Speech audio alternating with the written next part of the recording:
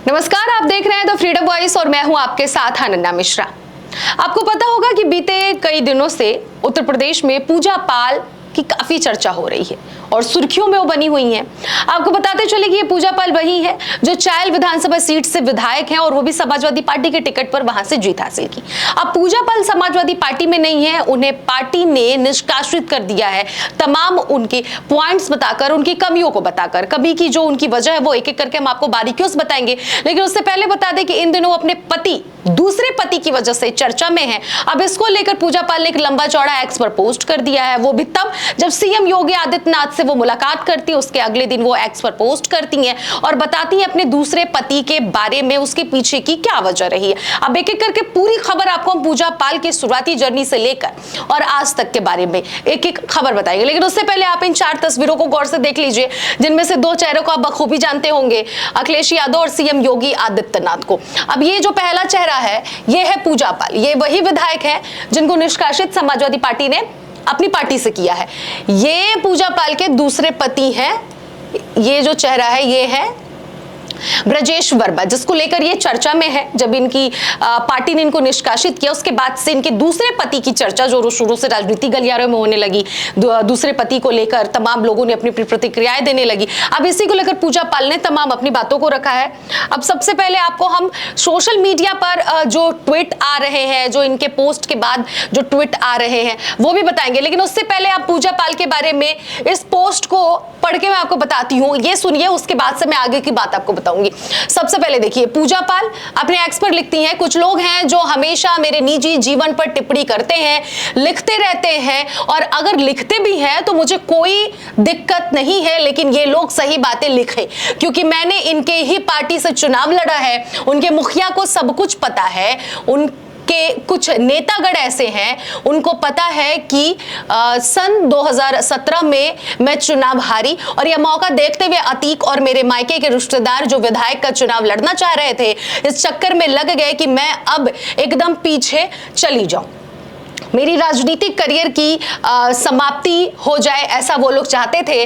मैं राजू पाल का मुकदमा ना लड़ पाऊं। मेरे साथ एक षड्यंत्र अतीक अहमद के द्वारा किया गया, जिसमें मेरे खुद परिवार के लोग शामिल थे। अब देखिए, इसमें ये राजू पाल का जो नाम जिक्र कर रही है, राजू पाल, ये राजू पाल पूजा पाल के पहले पति हैं, जिसकी हत्या हो गई। उसी के बाद से पूजा पाल सियासत में आई। अब राजू पाल कौन है, हम आपको बताते चले। दरअसल आपको बताते चले कि पूजा पाल की शादी राजू पाल से साल 2005 में हुई। पूजा पाल के जो पति राजू पाल थे वो बसपा के विधायक थे, लेकिन उनकी हत्या माफिया अतीक अहमद और अशरफ अली ने कराई थी। इसका ब्लेम भी लगा था कि अतीक अहमद ने ही पूजा पाल के पति राजू पाल की हत्या कराई, जिसको लेकर इन्होंने मुकदमा भी दर्ज किया था। इसके बाद से कहानी ये होता है कि पूजा पाल जब रोती हैं, बिलखती हैं और जब अकेले पड़ जाती हैं, और शादी के महज 9 दिन हुए रहते, ऐसे में बसपा सुप्रीमो मायावती आती है और पूजा पाल के आंख में जो आंसू गिरते हैं पति की मौत के बाद, रोती बिलखती है, वो पहुंचती हैं और उन्हें टिकट देती हैं उपचुनाव के लिए। जो इनके पति के मरने के बाद से जब वो सीट खाली हो जाती है तो वहां पर उपचुनाव होने होते हैं, जिसको लेकर वो बसपा की सुप्रीमो मायावती उन्हीं की पत्नी यानी कि राजू पाल की पत्नी पूजा पाल को देती है। पूजा पाल वो टिकट लेती हैं, वहां से लड़ाई भी लड़ती है, लेकिन वो हार जाती हैं। हार का सामना उन्हें अपने पति के हत्यारोपित यानी कि अशरफ अली के सामने उन्हें हार का सामना करना पड़ता है। फिर आता है दूसरा चुनाव यानी कि 2007 का विधानसभा चुनाव। इस चुनाव में भी बहुजन समाज पार्टी पूजा पाल को फिर से टिकट देती है और पूजा पाल वहां से जीत हासिल करती हैं उसी अशरफ अली के सामने, जिसके सामने उन्होंने उपचुनाव हारा। फिर आता है साल 2012। अब साल 2012 में भी बसपा पार्टी से वो उसी विधानसभा सीट से जीत हासिल करती हैं, और उसके बाद से जीत हासिल करने के बाद अशरफ अली का भाई जो अतीक अहमद है, उसके सामने वो जीत हासिल करती हैं। फिर आता है साल 2017। अब 17 में ये होता है कि जब वो चुनाव लड़ती हैं तो 17 में भाजपा का लहर आ गया रहता है, और भाजपा के लहर के कारण पूजा पाल को हार का सामना करना पड़ता है। पूजा पाल वहां से हार जाती हैं। हारने के बाद क्या होता है कि ऐसा खबरें सामने आने लगती हैं, देखने और सुनने को मायावती को, कि पूजा पाल पार्टी बदल सकती हैं। इसलिए मायावती उन्हें पार्टी से निकाल देती हैं कि वो पार्टी बदलेंगी और पार्टी के खिलाफ वो कार्य कर रही हैं। ऐसे में ये बहुजन समाज पार्टी से निकाली जाती हैं। उसके बाद से इसी दरमियान साल 2017 से लेकर 18 के बीच में पूजा पाल ये कह रही हैं कि इनको शादी, दूसरी शादी के लिए ज्यादातर लोगों ने उसका या कहा कि तुम शादी करो, तुम्हारे लिए अच्छा रहेगा। आगे ये पोस्ट में यही लिखती हैं। यहां तक आप इस कहानी को समझिए कि साल 2017 में इन्हें शादी के लिए ज्यादा मोटिवेट किया जाता है, जिसके कारण ये दूसरे पति से शादी करती हैं। उसके पीछे की ये कहानी बताती हैं। यहां तक मैंने आपको बताया कि राजू पाल का मुकदमा ना लड़ पाऊं, मेरे साथ एक षड्यंत्र अतीक अहमद द्वारा किया गया, जिससे मेरे खुद के परिवार के लोग जिसमें शामिल थे। अब नेक्स्ट लाइन पे आते हैं, जो कि अब उनकी भी हत्या हो चुकी है, यानी कि जिन लोगों ने षड्यंत्र किया था उन लोगों की हत्या हो चुकी है। उसके बाद मेरे मुकदमा को मेरे ही परिवार के भाई, एक भाई थे, उन्होंने लिया और लेने के बाद उन्होंने कहा कि आप अब विवाह कर लीजिए, आपके साथ हैं हम। और जब विवाह हो भी गया और मुझे शादी के कुछ दिनों बाद सच्चाई का पता चला, क्योंकि यही लोग फिर कहीं बैठकर ये बातें कर रहे थे कि अब अतीक के खिलाफ मुकदमा खत्म हो जाएगा, लेकिन मैं अपने इस इरादे पर डिगी रही। यानी कि पूजा पाल की शादी जो भाई करवाता है, जो लोग मिलके करवाते हैं, जो इन्हें कहते हैं कि तुम दूसरी शादी कर लो, जरूरत है, आगे बढ़ो, अब दूसरा एक ऑप्शन लाओ अपनी जिंदगी में। जब वो हार जाती हैं 17 का चुनाव, उस बीच तो पूजा पाल शादी करती हैं। अब इन्हीं लोग के बारे में ये कहती हैं कि वही लोग बैठकर बात कर रहे थे, जो कि मैंने सुना और देखा कि लोग कह रहे थे कि अब अतीक अहमद के ऊपर से, यानी कि जो इनके पति का हत्या कराता है, उसके ऊपर से मुकदमा हट जाएगा और इनका राजनीतिक करियर खत्म हो जाएगा, इसलिए उन लोगों ने शादी कराई। अब आगे वो लिखती हैं, इन्होंने सोचा कि हम लोगों के रास्ते का कांटा समाप्त हो चुका है और पूजा पाल का राजनीतिक करियर भी अब समाप्त हो जाएगा और अतीक अहमद का कांटा भी साफ हो गया। यानी कि अतीक अहमद वही जो इनके पति का हत्या करवाया था। ये भी उन्होंने कहा कि साफ हो गया और कहा कि अब हम चुनाव भी लड़ लेंगे और सांसद अतीक अहमद का भी सारा मुकदमा खत्म हो जाएगा। पूजा पाल ने अब दूसरी शादी कर ली है। इसकी जानकारी जब मुझे हुई तब यह मुझे पता चला कि ये लोग सच में मेरे साथ एक षड्यंत्र रचे थे, मेरी दूसरी शादी करवाकर। अब दूसरी तरफ आते हैं, तब मैंने इसका विरोध किया और इसके बाद मैंने जांचा परखा तो बातें सारी सच निकली और इसके बाद मैंने कोर्ट के माध्यम से अपने विवाह के अलगाव के लिए अर्जी भी दी। अब यहां पर ये कह रही हैं कि हम अपने विवाह के अलगाव की अर्जी भी दी है। अब ये शादी करती हैं साल 2018 में, यही वो शख्स हैं जिससे वो शादी करती हैं और ये कह रही हैं कि षड्यंत्र इसके पीछे था, मेरी शादी कराने के पीछे ब्रजेश वर्मा से। उसके बाद से जैसे इन्हें पता चलता है कि मेरे पहले पति के हत्या आरोपित जो है उनके खिलाफ से मुकदमा हटवाने के लिए, सांसद बनने के लिए ये सारा षड्यंत्र किया गया है, तो मैं शादी के अलगाव के लिए, ये कहती हैं कि मैं विवाह के अलगाव के लिए कोर्ट में अर्जी भी दे दी। यानी कि ये कहती हैं कि 2018 में ही शादी हुई और 18 में ये कुछ ही दिनों बाद अलगाव की अर्जी दे देती हैं, फिर ये अलग हो जाती हैं। फिलहाल ये इनके साथ नहीं है, मौजूदा समय में ये अलग है। अब नेक्स्ट लाइन ये लिखती हैं कि अब जब मैंने भरी विधानसभा में सच बोल दिया, तब सब कुछ पता होने के बावजूद भी चिढ़ और प्रतिशोध में सिर्फ और सिर्फ मेरी छवि कैसे धूमिल की जाए, इस विवाद से वो कहती हैं कि सारा का सारा षड्यंत्र